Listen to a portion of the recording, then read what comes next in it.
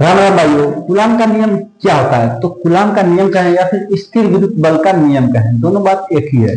तो स्थिर विद्युत बल या फिर कूलाम का नियम क्या होता है? तो कूलाम नामक वैज्ञानिक ने एक नियम दिया जिसे कूलाम का नियम कहते हैं। तो आइए समझते हैं। तो दो स्थिर बिंदु आवेश के बीच लगने वाला आकर्षण अथवा प्रतिकर्षण बल आवेशों के गुणनफल के अनुक्रमानुपाती तथा उनके बीच की दूरी के वर्ग के व्युत्क्रमानुपाती होते हैं। इसको शॉर्टकट में समझते हैं। क्या कह रहा है कि दो स्थिर बिंदु आवेश, तो ये दो स्थिर बिंदु आवेश बना दिए और उसको एक रेखा से जोड़ दिए। तो ये इस पहले का नाम Q1, दूसरे का नाम लोग Q2 रख देते हैं, ठीक। और इनके दोनों के बीच की दूरी यहाँ से यहाँ तक कोई तो दूरी होगी, उस दूरी को हम लोग R से डिनोट कर देते हैं। और यही हमारा है। इसमें इसके बीच में हमारा क्या होगा? आकर्षण होगा या फिर प्रतिकर्षण, ये हमको नहीं पता है, क्योंकि आकर्षण होगा या फिर प्रतिकर्षण, ये दोनों आकर्षण तथा प्रतिकर्षण क्या है? ये एक बल है।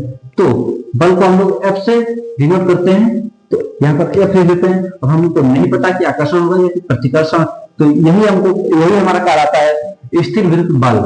यही हमारा स्थिर विद्युत बल कहलाता है कि दो स्थिर बिंदु आवेश के बीच में लगने वाला बल जो होता है वो हमारा स्थिर विद्युत बल होता है, ठीक। और यही हमारा कूलाम का नियम भी होता है। अब इसके आगे आपको मैथमेटिकल फॉर्म में देखना है तो हमारे चैनल पर इसके बारे में फुल डिटेल और अच्छे से एक्सप्लेन किया गया है, आप वहां पर जाकर देख सकते हैं।